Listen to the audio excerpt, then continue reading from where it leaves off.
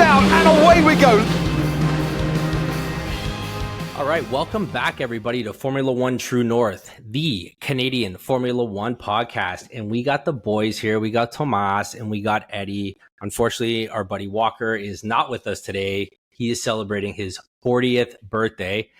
That's live. That's real. Sorry, Walker. It's out there, man. That's it. You're 40. You're turning into an old man now. But yeah, we just want to say a big happy birthday to him, and hope you guys have a great night tonight and enjoy some dinner. But back to some Formula One, back to the podcast. Let's get right into this. Thomas, Charles Leclerc, Monaco. What are we doing? Let's go. Holy, I think this was the race that we were all hoping to see, and we finally saw it after so many bad luck and failed attempts and all this BS that happened to him. Finally, a flippin' win, a very well-deserved flippin' win. Overall, the race, in my perspective, first lap was fire. The way Charles led the whole race was very, very well done. He definitely put his A game out there. He had it under control. He had pace. He had strategy. Everything was like textbook. You know, his skill was on point, and I think it was just a combination of multiple things coming together and basically giving him that little push to victory. So I am so happy he won the race. I am hoping to see him on the podium, on number one podium, many, many more times, especially in Monaco. And I believe, as Ed said, he was the first Monegas driver in 93 years to win that race. So, you know, that's awesome. I loved it. Ed? Yeah, definitely. Like, it's been 93 years since the last Monegas winner, namely Luis Chiron. But I want to take it a little bit more on an emotional standpoint on this one, because I know that he dedicated this race to his father, who passed away a few years ago, and also to Jules Bianchi, because during the start of Leclerc's Formula One season, and his stint in Formula One, when he started, I think, if I'm not mistaken, in Sauber, they were about to give up on him, and Jules Bianchi said to Ferrari, "Give this kid a chance because he is a fantastic driver," and he's shown it for how many years? Last year, he was pushing the car, crashed the car in qualifying, destroyed the car, the transmission, and a few years before that, still pushing, still wanting to try to get that win. And it was such a historic win.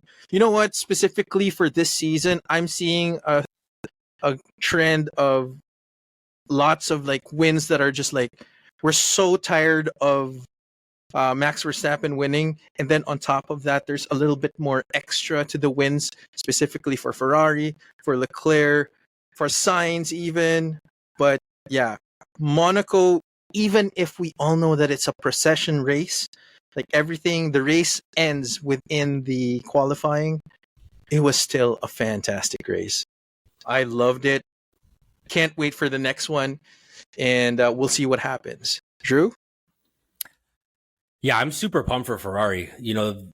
Considering the walkaway that we thought Rebel was going to have this year, Carlos Sainz pulling out a couple of wins early. He was the only one to beat Max Verstappen last year, and now we have Charles Leclerc on the top step in his home race. This seems like a momentous comeback that Freddie Vasseur has been kind of planning slowly, and getting the right people in the right places and giving the drivers the tools that they need. And I just think Ferrari is absolutely killing it right now, and I think in a big way that Freddie Vasseur is building a super team. That's happening. He picked up Lewis Hamilton, and he's getting a couple of these technical directors, and he's stealing the best people from all the places. And after watching the race, I kind of noticed that Freddie Vasseur is connected. He's a plug. That guy knows everybody on the grid, and everybody respects him in a big way, which I think is awesome, right? And so I think he's just doing something that Ferrari needed for a long time. And on that note, I want to take a quick second, because this episode is brought to you by the Scuderia Ferrari Club of Toronto. And so they are having their 11th anniversary dinner dance on Saturday, June 15th at the Royal Venetian Mansion in Aurora. The reception starts at 5:30 p.m. and it's followed by a dinner at 7:30 p.m. You're allowed to bring your Ferrari and put it on display, which is awesome. Tickets are $150 for adults, $75 for kids under 14. That includes dinner, dancing, and an open bar. They're welcoming you to become a part of the passionate Ferrari community. It's got exclusive access to events, races, and more. And you can connect with fellow fans and support the legendary Ferrari team. Follow Scuderia Ferrari Club _Toronto on Instagram, or you can visit the club at 551 Javelin Drive in Woodbridge, Ontario, every Wednesday from 6 to 9:30 p.m. or during race events to sign up.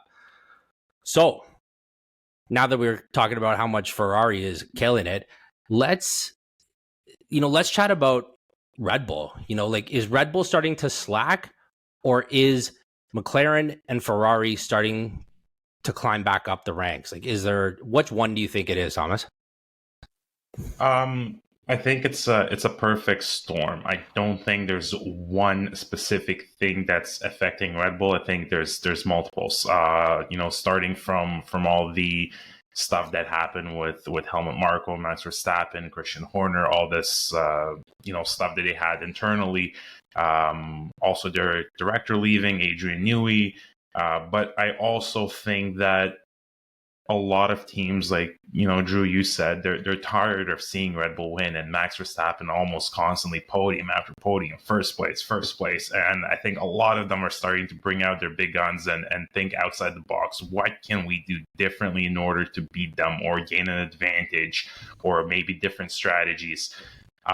So I don't think it's a one cause thing. I think it's multiple causes that are kind of building up on top of Red Bull, and it's affecting them in that way.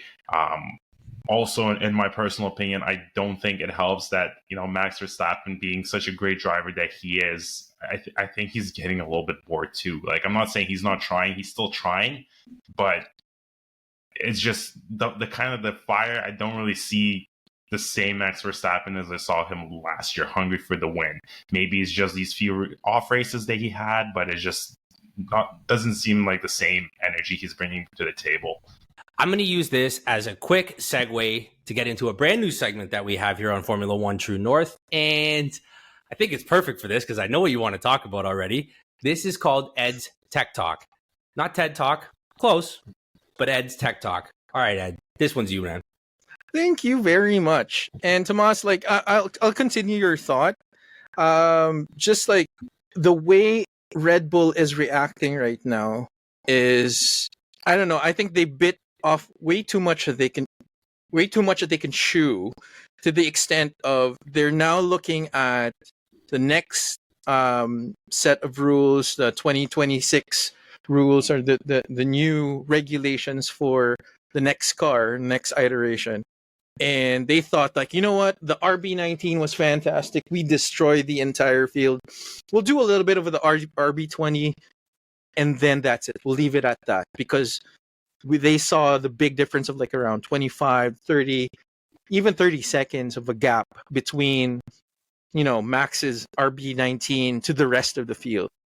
But now, with the rest of the field catching up, and on top of that, specific to Monaco, is that Red Bull, time immemorial, has always had issues with tracks that had high curbs and uneven surfaces. Remember last year with what happened? The first win, that was not the Red Bull. That was Carlos Sainz in Singapore. What was the issue? The exact same thing. And I know we touched on this last year, and the same problem reared its ugly head for Monaco, which is they lowered ride height. That's what Red Bull is always known for. The moment they raise the ride height and keep the stiffness, back steps out. It's always on a knife edge, and it's just like it pretty much destroys the entire balance of the car. I mean, even with what Verstappen said, like he was okay in the mid to high speed corners, but the moment they go into the low speeds, the car's handling was just like absolutely garbage. And on top of that, I think he was running hards first and then went into mediums to see if that would help. Didn't work. So at this point, it's still within the actual course in itself, and not to the extent of Red Bull being, the declining in their performance in terms of the vehicle, but the rest of the field is catching up. So we'll see what happens within the next few races. Canada is a very, very fast track, but they still have low speed corners, especially the last corner before the back straight into the chicane and into the actual starting stretch again. So we'll see what happens and see how Red Bull responds on that end. But so far, yeah, Ferrari's catching up. McLaren gave them the business in Miami. I mean, who knows? Even Mercedes might actually catch up too. We'll see what happens within the next few races. And that's it for Ed's Tech Talk. All right.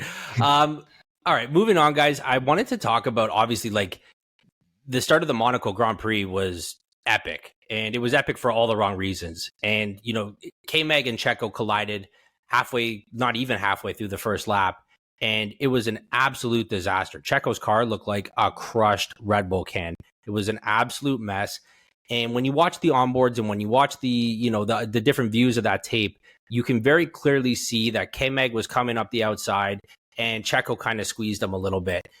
Now, I'm going to ask you guys, who do you think was really at fault there? Thomas? I'm going to say KMag. I'm going to say would you care to elaborate? Yeah. So I don't know. Yes, Checo was ahead. KMag did come through the right, and in my opinion, Checo didn't really squeeze him. If anything, it was a racing incident in my eyes. What happened was just two guys racing at Monaco, hard to overtake. Every point counts, every position counts, and unfortunately, it is what it is that it happened. It's unfortunate that it happened. Checo had a pretty decent chance in fighting in the race, and it's just an early retirement for three cars. So it's very unfortunate. So you're going to side with the FIA officials and stewards on this one and say it was a racing incident, not handing out any penalties to KMag, which would then land him in the penalty box. Correct. You wanted to do that. Oh, hell yeah. Wanted to. Hell yeah. I did. How about you, Ed? KMag or Checo? Who do you think was at fault? Or are you pleading the fifth on this one and going racing incident? No, I am definitely going to go KMag on this one. Because if you kept on watching the replays, Checo had no place to go. He was in the middle and he had both Haas's on both ends. Being that KMag on the right was a little bit ahead of Hulk, but still, like, what do you expect? You're going uphill, you're trying to also do some defense. You're gonna almost always going to hit each other, especially if your front tire, I'm talking about KMag, and Checo's rear tire is like inches close to each other, going at high speed on that part of the track, even if it's almost like close to the widest part of the track, it's normally just one car going up. That's it. So for me, I was expecting after the incident, I was expecting the points. I was expecting Ollie Bierman to take the seat, and that's it for KMag for Canada. But lucky him, nothing happened. Also lucky for Checo a little bit because he was a little bit, lackluster in his performance. So him kind of like crashing out doesn't highlight his lackluster performance for the weekend. So good for them, but for me, short answer, KMag should have been penalized for that. Gives a chance to Ollie Bierman to get the seat, and yeah, it's his fault 100%. If all right, anything, well, I'm going to take the. Sorry, Drew. If anything, I think Haas took out the wrong Red Bull. They should have been Max Verstappen. That would have been a little bit more of an interesting race. I'm seeing a trend, guys. I'm seeing a trend. Go ahead, Drew. Yeah, like I don't know about this one. So they're going up the hill. Checo was in the middle. Nico was on his left side. KMag was on his right side. What happens is like you're going up that hill and you have to take a left-hand turn. So like you have to prepare and kind of slide out. And at that same time, that road actually gets more narrow on the right-hand side. So like KMag just he ran into a wall. Like they ran out of room. And like I want to start right here and just say I'm glad everyone's okay, because that crash was gnarly. Like the fact that a dude just got out of that car and Checo walked away, it blows my mind, you know, and thank God none of the photographers, reporters, camera guys, no one else got hurt, which was awesome. We love that. No one wants to get hurt in Formula One. But I think that, you know, I think they're both kind of at fault, and that makes it a racing incident, right? Like I think Checo needed to know that like that wall was running out and needed to give him a little bit more room. And he had more room on Nico's side. But I also think that KMag should have known that that wall was coming up quick and he couldn't be there, right? So these guys are Formula One drivers. They're winners. Nobody wants to come in 18th place. What are we fighting over here? This is 18th, 19th, and 20th place. These guys started from the pit lane, right? So like ultimately, this was no bueno for anybody, right? And I would argue this is probably the best result for all three of them, because then they get to sit back and watch the rest of the Monaco Grand Prix. But moving on, let's get into the other part of the first lap drama. Let's talk about Esteban Ocon taking a dive bomb on Pierre Gasly. Give me your thoughts on that one, Thomas. So, Mr. Esteban Ocon, he had, from what I gather, from what I've seen, he had a lot of headbutting with his previous teammates and his current teammates. So he's a little bit of a troublemaker. What he did, man, was absolutely stupid. I'm not really sure what was going through his mind, but it sure as hell wasn't racing. It was, I don't know, to cause up drama, to stir up shit, to lose points. You know, that was not racing. That was pure immaturity. His emotions maybe played a role with the drama that him and Gasly had. There was no need for that. It wasn't professional. It was immature. It wasn't team-like. They lost out. Both of them lost out on possibly even more points. And it's a shame that happened. And I know he apologized to his team. Not sure if he apologized to Gasly directly, but he apologized. He admitted his mistake. But man, that's not good enough. When things keep on repeating, there has to be a change. It's immature, and there's no, in my eyes, there's no place for him in that sport the way he drives right now. Ed? Yeah, no doubt. It's a bad look, man. What do you got on that one, Ed? I mean, Bruno Faman already said that it is Ocon's fault and he's going to get consequences. And a lot of people are speculating that he might actually be suspended for the Canadian Grand Prix. But yeah, we'll see. Because like exactly what Tomas had said, like in the past, Ocon has always been an absolute pain in the butthole when it comes to his teammates. Like Alonso had the same, instances with Ocon. So did Checo when they were still Racing Point. Like it was just like, what are you going to get out of it? Like what are you going to get in terms of like being aggressive? And of all the corners, Portier, like you could have just done that in the tunnel or at the very least after the Nouvelle Chicane. But why Portier of all the corners? And it's super tight in there. It was a big procession. I mean, like, come on, Ocon, you know better. I mean, I'm not gonna say that I'm I'm an expert when it comes to like racecraft, but Jesus, come on, dude. Like, you expect better, and he destroyed the car too on top of everything. Like everyone knew that the race was already all said and done. But yeah, just Tomas's point, like they also lost points because of Ocon, and on top of that, they need to repair the car because God knows like what damage she did to the floor, to the chassis, suspension, to the entire car in general. Might be a scrapper, and then it'll be extra money out of their pockets again. I agree. You know what? Back to your earlier point, though, Ed. Like, I think that Esteban, like, I don't even, was the race not red flagged by this point, or was this kind of crash happening simultaneously? It was happening simultaneously. Okay, because I was like, why is he so aggressive during the flags? Like, it just didn't make sense. But back to my earlier point, These guys are race car drivers. They're A-type Exactly. personalities. They're narcissists. They love to win. It's me, me, me. And we all know that Esteban Ocon and Pierre Gasly have the biggest frenemy relationship on the grid, hands down. And this is just more point and proof that these guys can't play nice together. And so maybe this is a perfect opportunity for Pierre and Esteban to think about going somewhere else. And I don't know if Pierre leaves, I don't know if Alpine would keep him. And if Esteban leaves, do you think Alpine would keep Pierre Gasly? I think so. I think they probably would. Well, in terms of contracts, Ocon's contract ends this season. And Pierre has this season and an option for next season. So, and there's been different interviews with Gasly about if he's planning to leave because of like specifically this incident. They had the interview in Monaco too. And he said he's not going anywhere.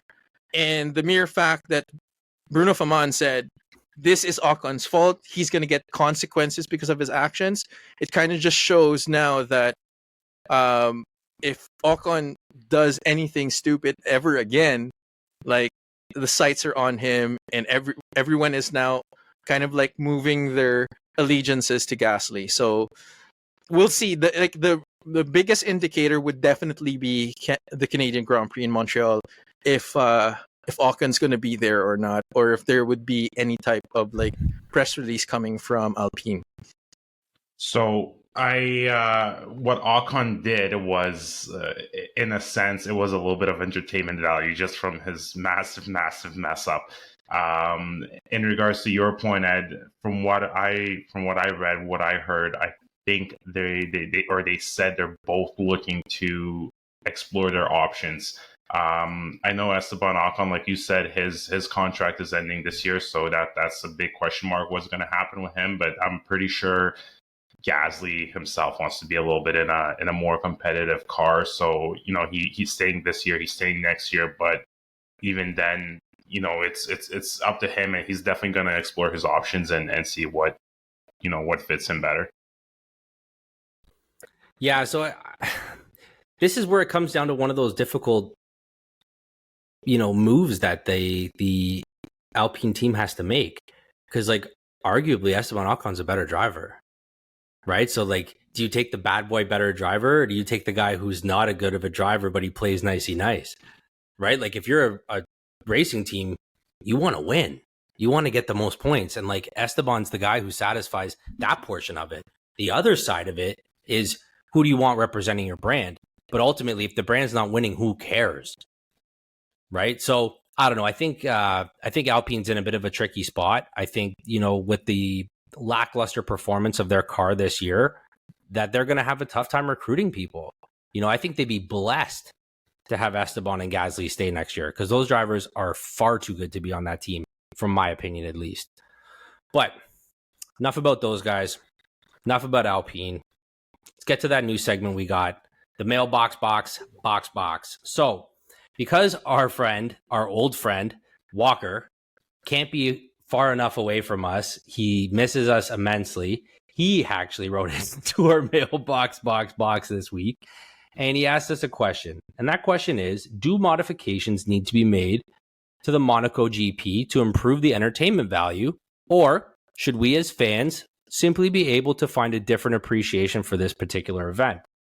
For example, and Walker quotes, instead of focusing on wheel-to-wheel action, should we be finding appreciation in the mastery these drivers have of these cars, threading through cars through metal barriers 75 times without fault? Or do we need to blow the race up and throw a few bananas on the track every few laps and watch the chaos ensue? Walker, thank you for your question. I'm going to read between the lines there and kind of ask you guys, there's a lot of people who said that the Monaco GP was a little bit broken this year, and broken for a few reasons. One, because for the first time in Formula One history, the top 10 quali finished the exact same places that the top 10 finishers did in the GP. So what we're finding out very quickly, that we mentioned in the previous episode, is that these cars are big, they're heavy, and they're wide. And for those three reasons, Monaco becomes a very difficult track for wheel-to-wheel racing and any sort of passing to happen. So I guess Walker's overarching question, if I can so paraphrase, is do we need to make any changes to Monaco as a Grand Prix in order to keep it on the calendar? Because from my understanding, I think next year is their last year of contract in Monaco. And there's a lot of people saying the FIA that and Liberty Entertainment that they got to dump it. And so, do you want to hold on to the nostalgia and maybe make a few adjustments? I heard Lewis Hamilton suggest maybe make it a 3-stop strategy. Every team has to pit 3 times. Or do we leave it as is and just kind of chalk it up as a whatever and just really focus on the appreciation of the qualities and drivers holding it together during the race? So I'm putting that out to you, Ed. What do you got on that? I mean, from a point of view of what Lewis Hamilton just said, that's actually very good, because now strategy really comes into play in the race. And if you do it right, there's a possibility that would win, because like the force pit strategy would almost feel like a safety car of some sort when it comes to the actual race. So that could play well into keeping Monaco. But just like Imola, that's the same situation that we had, wherein there was one DRS zone, corners are tight, there are some fast speed corners, but still not enough. Cars are too big. So something's got to give. It's either coming from the FIA's rules and regulations and how they're going to kind of like stretch and make a little bit more, make it a little bit more interesting, or like, as Walker said, throwing in bananas into the race, as opposed to the other side of the engineering side, wherein FIA will say, let's make the cars shorter, let's make the cars a little bit narrower so that there'll be a lot of wheel-to-wheel racing, and that should improve it. But again, it all boils down to who's going to give first and what the reprimand will be coming from the FIA and Liberty Media. But yeah, the race is just, it's getting to that point now I just watched the qualifying, and then after watching qualifying, I watched the last 20 laps of the race, and that was it. Like I did not find any joy in like actually watching the entire race, like all the other races that we've had for this season. Tomas, what do you think about it? Yeah, so Monaco, being Monaco, as we all know, it's a very iconic track. It might not be the most interesting per se, but it is iconic. Me personally, I would like this track to stay just because for what it is, right? That plays a significant role for me personally as an F1 fan. It's cool that track is on the calendar. But with all these issues, how the cars are, getting so much, they're so powerful, they're wide, they're big, they're long. It's definitely playing a role. Let's say if this incident on the first lap wouldn't have happened, it would have been a pretty dull and boring race. I do have to admit that incident made it a little bit more watchable.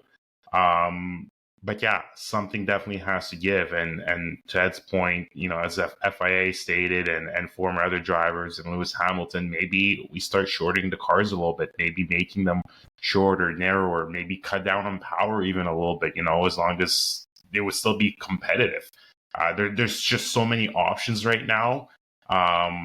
But same thing as you said, Drew, something has to give. It's not sustainable long term the way this is going, because like I said, without this incident, it would have been a pretty boring race. There wouldn't have been much action at all, and it's just a wasted 2.5 hours essentially. So yeah, they have to come up with something, and it's going to be interesting to see if they're going to renew it, extend that contract or not. Yeah, I agree. I think some changes need to be made. My overarching opinion on this kind of just looks like I like Monaco. I appreciate the nostalgia, the fact that, it's always such a big to-do every year. They do it upright. Everyone's super excited about Monaco. There is something, just, we've said it, but like iconic about it. I just think that they just need to do a couple of simple things that will make this race more competitive and more entertaining to watch. And then there's your solution, right? There are so many solutions that they can come up with. maybe they're just going to wait out till the regs. Like I said, next year is the last year, and then they might renew based on the new regs. So who knows? But I don't want to see Monaco come off the Formula One calendar. Maybe it's selfish because I haven't been there for a Formula One race yet, and that's on my bucket list. And if they got rid of it before I got to see it, well, that could be bad. That could be bad and be very upsetting for me. So let's not try to upset Drew, right? Because I'm the only one that matters. All right, guys, let's shift gears a little bit. Let's talk about another team that we don't discuss a whole ton because they're mediocre on the best day. But let's talk about Haas. Like, I know, Thomas, you had mentioned this week that Haas was looking feisty, and they got a little bit of trouble over the weekend and ended up in the pit lane. But tell me about that, man. What do you got? So, I kind of had a thought about this even last episode. I kind of wanted to mention it. And basically what I wanted to mention is, man, Haas, the last couple of races, they've been looking pretty fire. Whatever they're doing, it's working for them. It's an actual competitive team, way more competitive than what they have been. So I was definitely impressed. And lo and behold, this weekend came and they're back to their old ways. We're going to start off with qualifying with their wing infringement. It wasn't adjusted properly or wasn't up to spec. They investigated them. They weren't banned. From my understanding, and correct me if I'm wrong, basically they investigated the team. They said this is an infringement. You're getting penalized, but you're not getting banned from the race. You can continue on. And it's like, great. Let's just still get to see a full grid. Not even half of the lap in, boom, both Haas's are out. Or they take a Red Bull out. It's like, and I was in awe. When I was watching that race, I was in awe. I'm like, seriously, I was just about to say so many good words about you, Haas, that I would never even dreamed of thinking about. And then it didn't take long for you to F it all up in not even half a lap. So, wow, I don't know. I was just shocked. I'm amazed. I'm still kind of shocked about what happened. It was entertainment value. I'm glad no one got hurt in that sense. But that was a rookie move on them, And like I said, it might have been a recent incident or not, but that was rookie moves right there. Back to their old ways. That's all I have to say. I'm pretty hurt about this. I'm not happy. Yeah, Haas in general for me was, man, I think it's not just the team. Like, honestly, like KMag is now reminding me of the old Pastor Maldonado and Roman Grosjean were in. I'm gonna take out everyone. It's villain season. It's revenge season. It's my last year. I don't even know if I'm gonna have a seat next year. I don't give two F's about everything else. You know what? Forget it. I'm gonna take what's mine. If I can't take it, I'm gonna take someone down with me. So, come on. We're not even like what? Halfway through the season. We're not even in the break yet. He's 2 points away from getting suspended. But I digress. Too much of KMag. Definitely Haas has stepped it up a little bit. I don't know how Komatsu was able to do it. Gene must be over the moon right now to see where they are at this certain point in the year compared to, Alpine, compared to V-Carb, and what budgets they have. So kudos to them with, working with what they have. And Hulk really showing up. KMag also pretty fast to aggressive for everyone else. But still, like, definitely a better look compared to last year.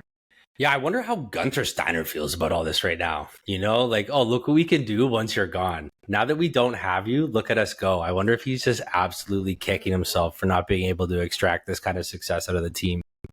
Well, I think they're suing each other right now. Oh yeah, Haas is Haas is suing Gunther Steiner. Gunther Steiner is suing Haas.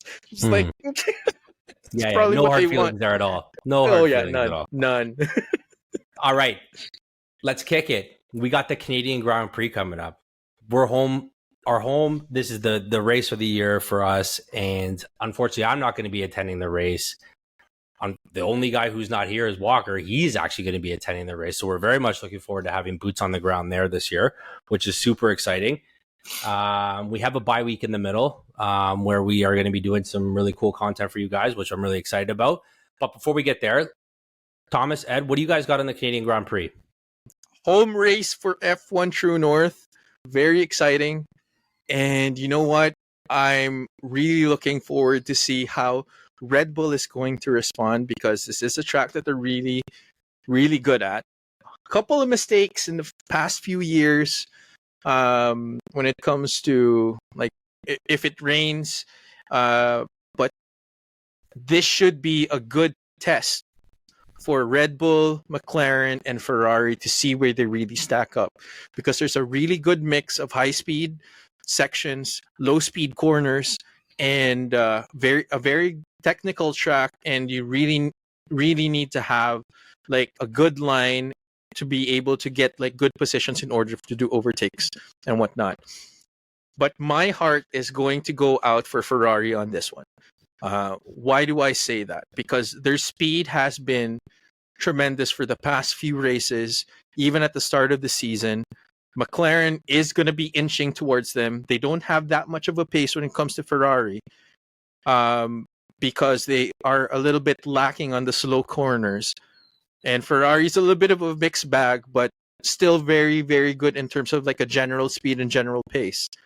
And then Red Bull, if they can show that they can bounce back again and show what they were able to show us with the RB19 compared to the RB20, and it should give us a good outlook for the rest of the season. So looking forward to it. If we're going to do any type of predictions, I see Ferrari, McLaren, and Red Bull as the teams that are going to be really competing. I say Ferrari at the top, McLaren second, and Red Bull third. It's a bold prediction, buddy. I like it. Tomas, please enlighten us about your opinion on the Canadian Grand Prix. Okay, so the track is not one of my favorite tracks, but it should be an interesting race in regards to see what the teams actually, how they actually stack up after this race in regards to basically what Ed said with Red Bull, with Ferrari, with McLaren. We're going to see if Ferrari can continue the momentum they had at Monaco. We're going to see if Red Bull can recover from the last couple races they had. So there's going to be a lot of eyes in regards to that. I think there's going to be a variation, and we're going to see like challenges between the teams, different strategies. So I expect it to be interesting in that way, just because, again, Ferrari is so close to Red Bull. I think they're 24 points behind, if I'm not mistaken. So it's a very, very close race right now. Lots of competition between the three. Going to be definitely a fun watch. Secretly kind of hoping, but not really. I know we should talk Aston Martin quite a bit, especially with one of their drivers, our home hero, Mr. Stroll. Part of me secretly wishes that he would perform a little bit better and maybe end up somewhere higher in the podium place. Not podium, but somewhere higher. Podium would be asking too much, but that's probably not going to happen. He's probably going to put it into the wall. But yeah, those are my thoughts. Those are my predictions. As 1, 2, 3, I think. Honestly, I think Red Bull is going to come to the bat and do a home run. I think they're going to be 1. Ferrari, I think, is going to be strong 2, and McLaren 3. Yeah, you know what? The Canadian Grand Prix obviously is one of my favorites because, well, I'm Canadian, and that's what we do is we cheer for anything Canadian, which we love. Formula One True North, we're a Canadian podcast. Let's go. Ultimately, like, I think this is an opportunity to go back to a quote unquote standard track. Right, a purpose-built racetrack that, Ferrari is going to shine at, Red Bull is going to shine at, and I think McLaren, like Ed had mentioned, there's not a lot of medium-speed corners here, which McLaren rocks at. I think Red Bull and Ferrari are going to be standing on the top 2 steps. I think Max is probably going to take it on this one. I think Charles, coming off that momentum, I think he's going to have, all the confidence in the world to come on into second place. And I think that, I think Checo's going to be able to kind of pull off that third step, because I think that that he needs to really do something to shock and wow Red Bull at this point, because I know Helmut Marko and Christian Horner are looking at him with the magnifying glass right now, because Ferrari's catching up to them in the Constructors' Championship, and with a car like that shouldn't be the case. And so, I think it's going to be a very interesting Grand Prix. And, obviously we're going to have another episode in between now and then. But, that's it for now, boys. I just wanted to say, like, subscribe, rate for everyone who's listening. We really appreciate your time. Jump on our social medias. We have a Discord channel, all the links in the show notes, whether you're listening on Spotify, YouTube, I don't know, Apple Music, wherever you guys are getting your podcasts these days, these young little whippersnappers downloading their podcasts. We appreciate your support. We want to give a big shout out to the Scuderia Ferrari Club of Toronto. They are the second largest Scuderia Ferrari club outside of Italy. So we just want to give a big shout out to them and thank you for the interest in the podcast and having us go and meet them. So we're going to have some really cool content coming to you guys in the next little bit. And we're going to be partnering up with the Scuderia Ferrari Club of Toronto. So very exciting news, guys. Thanks for listening. Catch you guys next week. This is Formula One True North, the podcast.